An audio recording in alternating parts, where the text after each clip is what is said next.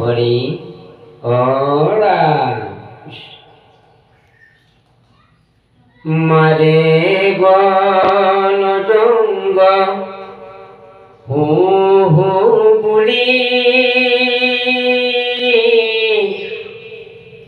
বাহুৱে এতিয়া আসনে তুলি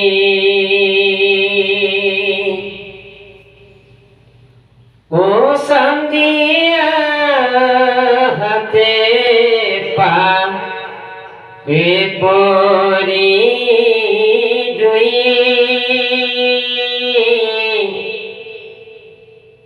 বাগৰ পাৰে গোপিন্দ হুই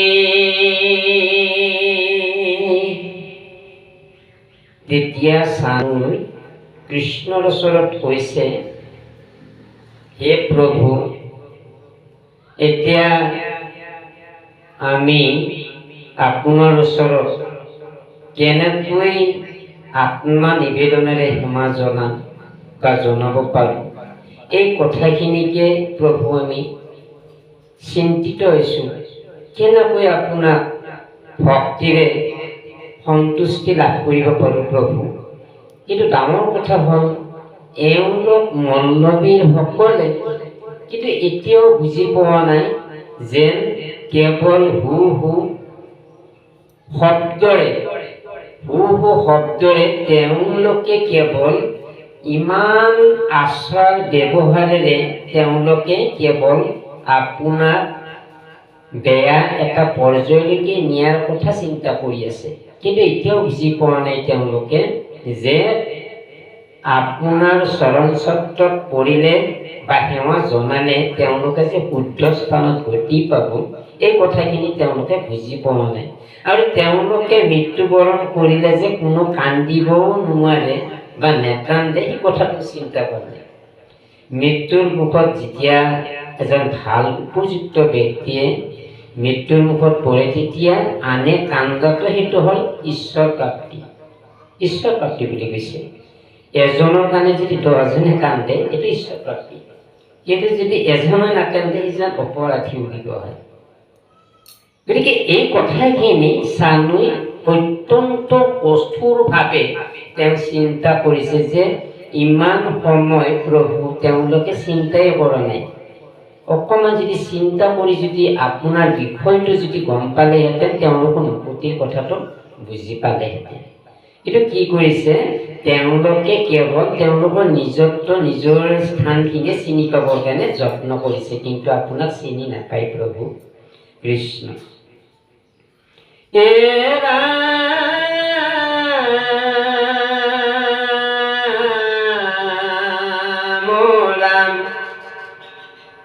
ও বান্ধৰ চুতে ভাঙি কলে বুঢ়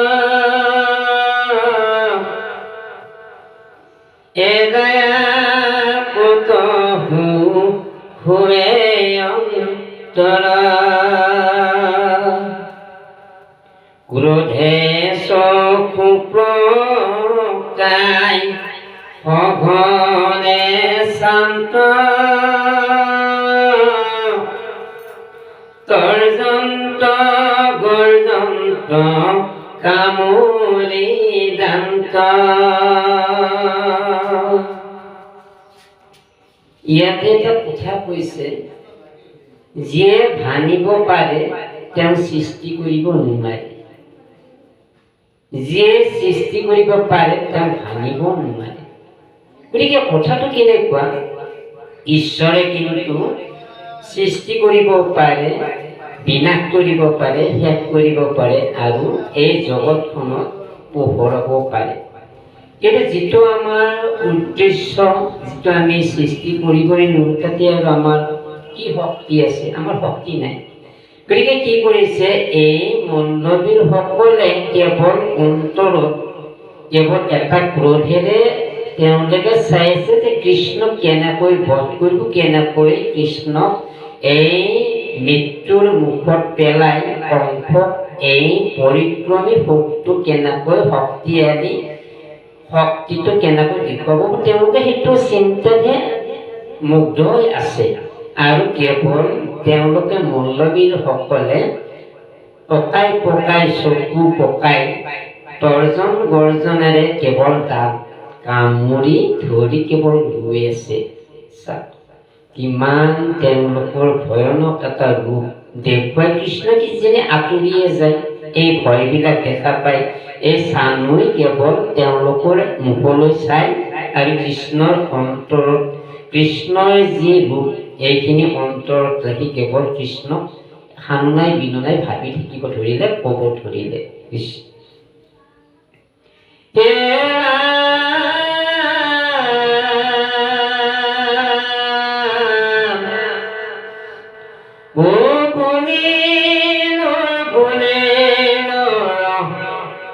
যুদ্ধ দেখিয়া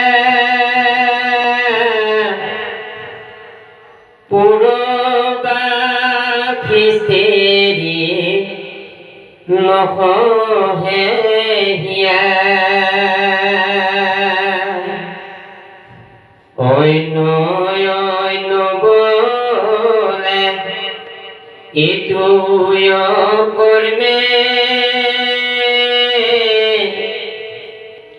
ৰাজ সমাজক পায় ধৰ্মে। এখন ৰাজ্যত পাপী মানুহ থাকিব, পুণ্যশালী মানুহ থাকিব, সাধুও থাকিব, মহন্ত থাকিব, চোৰ ডকাইত এখন ৰাজ্যত চব থাকিব পাৰে। কিন্তু কথা হ'ল কি তাৰে ভালৰ চিনাকিটো অলপ দেৰিকৈ হয় শেহতীয়াভাৱে, আৰু বেয়াৰ সংখ্যাটো আগতে দেখে। বেয়া কীট কাৰ্যবিলাক যেতিয়া লাগি থাকে কৰি থাকে তেতিয়াতো সোনকালে হয়, আৰু অধৰ্মৰ চিনটো প্ৰয়োগটো বেছি হয়, ধৰ্মৰ চিনটো অলপ কমকৈ হয়। তাকে কৈছে যে এনেকুৱা এই ৰাজ্যবাসীৰ যিমানবিলাক স্ত্ৰী আছে, যিমানবিলাক পুৰুষ আছে, গোটেইবিলাকে একে ধেনাই আৰু একেলগে সকলো চাই আছে কৃষ্ণৰ ৰূপ বৰ্ণনাখিনি। আৰু লগতে বলৰামকো চাইছে, দেখিছে যে এটা এনেকুৱা এটা ৰূপ দেখিছে যে কৃষ্ণৰ ৰূপ শান্তিকৃষ্ণ কৃষ্ণ এনেকুৱা ৰূপ এটা, এইটো এটা বিশেষ ৰূপ, তাক প্ৰকাশ কৰিব নোৱাৰি।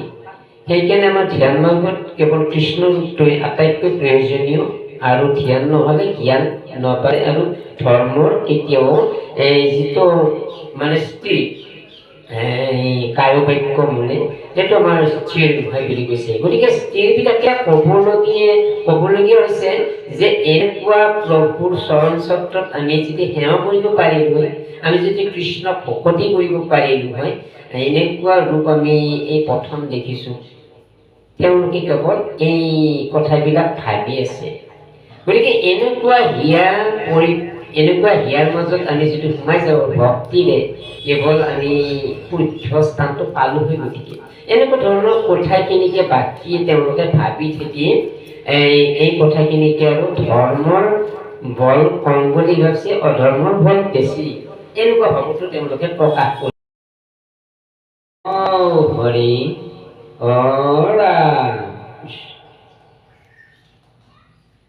মাৰে গণদংগ হু হু বুলি বাহুৱে এতিয়া আসনে তুলি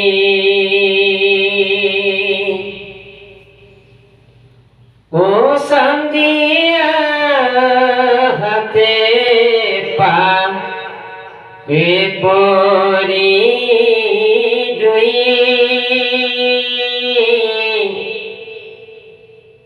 বাগৰ পাৰে গোপিন্দ হুই। তেতিয়া চানুই কৃষ্ণৰ ওচৰত কৈছে, হে প্ৰভু, এতিয়া আমি আপোনাৰ ওচৰত কেনেকৈ আত্মা নিবেদনেৰে সেৱা জনাম বা জনাব পাৰোঁ, এই কথাখিনিকে প্ৰভু আমি চিন্তিত হৈছোঁ, কেনেকৈ আপোনাক ভক্তিৰে সন্তুষ্টি লাভ কৰিব পাৰোঁ প্ৰভু।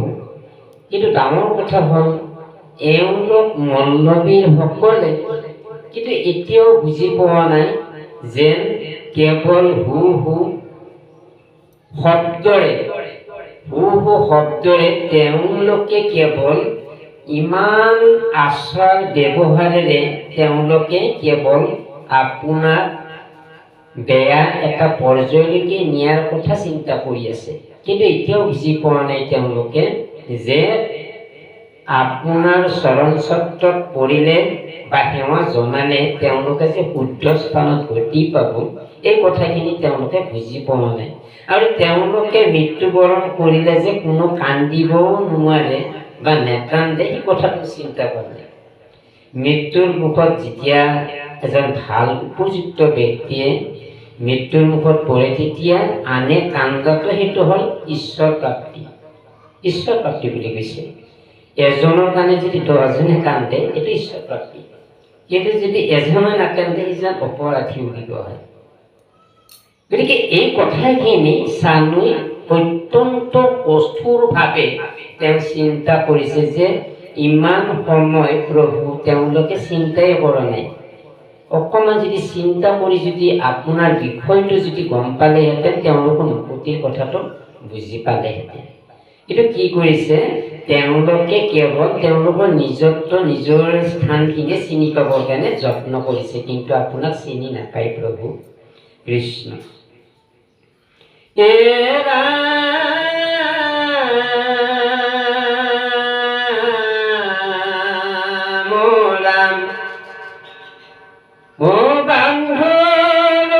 সুতে ভাঙ্গে কলে বুড়ো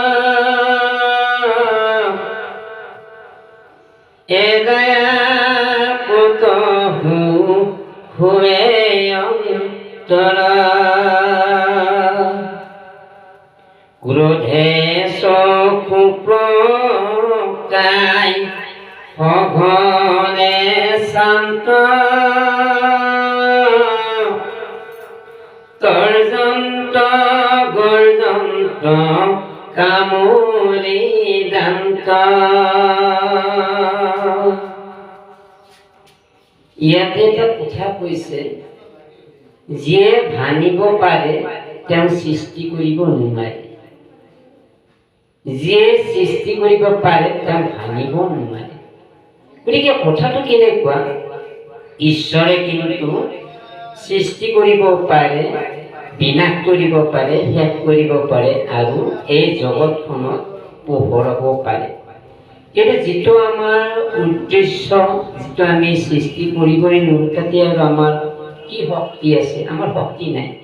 গতিকে কি কৰিছে, এই মল্লবীৰ সকলে কেৱল অন্তৰত কেৱল এটা ক্ৰোধেৰে তেওঁলোকে চাইছে যে কৃষ্ণক কেনেকৈ বধ কৰিব, কেনেকৈ কৃষ্ণক এই মৃত্যুৰ মুখত পেলাই কংসক এই পৰিক্ৰমী ভোগটো কেনেকৈ শক্তিটো কেনেকৈ দেখুৱাব, তেওঁলোকে সেইটো চিন্তাতে মুগ্ধ হৈ আছে।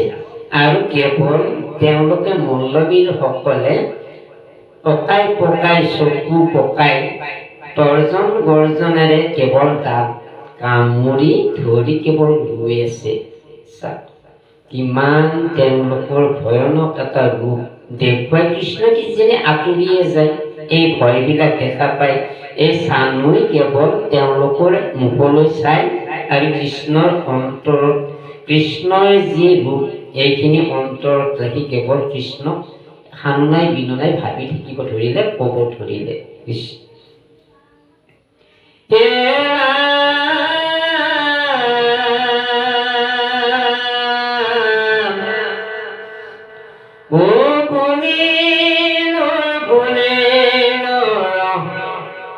যুদ্ধ দেখিয়া পুৰবাখিস্তেৰি নহহে হিয়া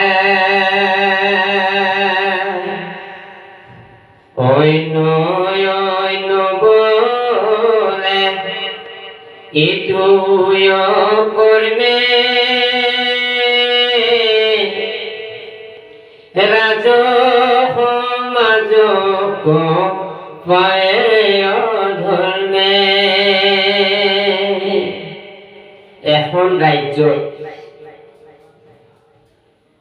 পাপী মানুহ থাকিব, পুণ্যশালী মানুহ থাকিব, সাধুও থাকিব, মহন্ত থাকিব, চোৰ ডকাইত, এখন ৰাজ্য চব থাকিব পাৰে।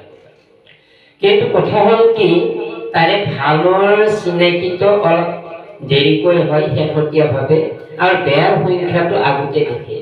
বেয়া কিটো কাৰ্যবিলাক যেতিয়া লাগি থাকে কৰি থাকে তেতিয়াটো সোনকালে হয়, আৰু অধৰ্মৰ চিনটো প্ৰয়োগটো বেছি হয়, ধৰ্মৰ চিনটো অলপ কমকৈ হয়। তাকে কৈছে যে এনেকুৱা এই ৰাজ্যবাসীৰ যিমানবিলাক স্ত্ৰী আছে, যিমানবিলাক পুৰুষ আছে, গোটেইবিলাকে একে ধেনাই আৰু একেলগে সকলো চাই আছে কৃষ্ণৰ ৰূপ বৰ্ণনাখিনি। আৰু লগতে বলৰামকো চাইছে, দেখিছে যে এনেকুৱা এটা ৰূপ দেখিছে যে কৃষ্ণৰ ৰূপ শান্তিকৃষ্ণ কৃষ্ণ এনেকুৱা ৰূপ এটা, এইটো এটা বিশেষ ৰূপ, তাক প্ৰকাশ কৰিব নোৱাৰি। সেইকাৰণে আমাৰ ধ্যান মাৰ্গত কেৱল কৃষ্ণ ৰূপটোৱে আটাইতকৈ প্ৰয়োজনীয়, আৰু ধ্যান নহ'লে জ্ঞান নাপায়, আৰু ধৰ্মৰ কেতিয়াও যিটো মানে স্ত্ৰী কায়বাক্য মানে সেইটো আমাৰ স্থিৰ নহয় বুলি কৈছে। গতিকে স্থিৰবিলাকে ক'বলগীয়া হৈছে যে এনেকুৱা প্ৰভুৰ চৰণ চত্ৰত আমি যদি সেৱা কৰিব পাৰিলোঁ হয়, আমি যদি কৃষ্ণক ভকতি কৰিব পাৰিলোঁ হয়, এনেকুৱা ৰূপ আমি এই প্ৰথম দেখিছোঁ। তেওঁলোকে কেৱল এই কথাবিলাক ভাবি আছে। গতিকে এনেকুৱা হিয়াৰ মাজত আমি যদি সোমাই যাওঁ ভক্তিৰে, কেৱল আমি শুদ্ধ স্থানটো পালোঁ হৈ গতিকে এনেকুৱা ধৰণৰ কথাখিনিকে বাকী তেওঁলোকে ভাবি থাকি এই কথাখিনিকে আৰু ধৰ্মৰ বল কম বুলি ভাবিছে, অধৰ্মৰ বল বেছি, এনেকুৱা ভাৱটো তেওঁলোকে প্ৰকাশ কৰে।